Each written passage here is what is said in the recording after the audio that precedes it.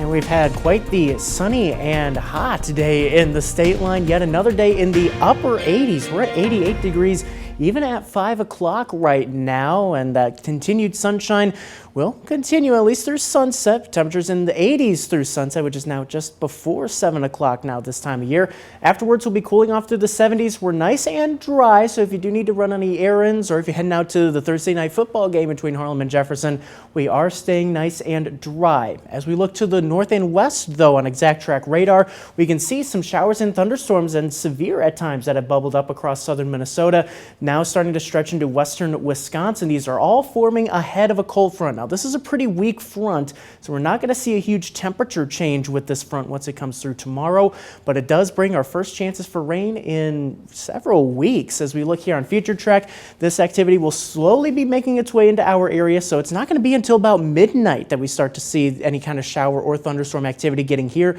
But these storms will also be on a weakening trend too, given the time of the night it should be. So as we head later on, we'll see that weakening trend continuing. So expect some showers, maybe some rumbles of thunder. So as you're asleep, don't be surprised if you wake up to some thunder overnight. Know it's been a while since we've been able to say that, but once this activity rolls through, we do stay dry for pretty much the entire day on Friday. May still be some lingering clouds ahead of this cold front sweeping through at about midday, and then we have much sunnier skies for the afternoon, and should be nice and clear, nice and dry for our Friday night football games. In terms of the rainfall that we're going to see overnight, it's really not going to be that much. We're only going to get up to about 1/4 of an inch for most, so not really a drought buster, but still just some much needed rain that we have overnight, even though maybe we do have some rumbles of thunder that do come with it. Tonight down to the middle 60s with those cloudier skies, but those clouds will be moving out throughout the morning, leading to a warm and sunny afternoon. Temperatures in the middle 80s, not quite as hot as today,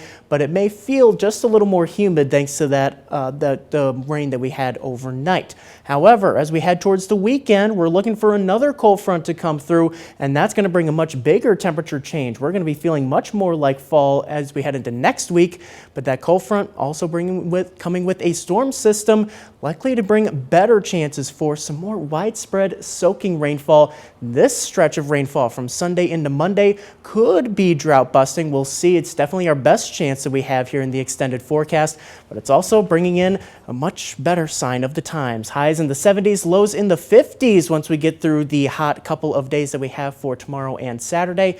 But in your most accurate 10-day forecast, we'll notice that maybe this will be the status quo from here on out for the last week of September. We've got nice and fall-like temperatures, so if you're a fan of the warmer weather, you've got a couple more days to enjoy it, but then the cooler weather follows suit.